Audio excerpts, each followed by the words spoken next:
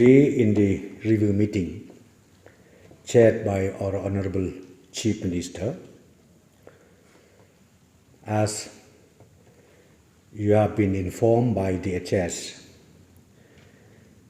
the active cases every day keep increasing, which prove that the situation is very, very grim, especially in East Khasi Hills district. Therefore, today, the government has taken a decision that from tomorrow,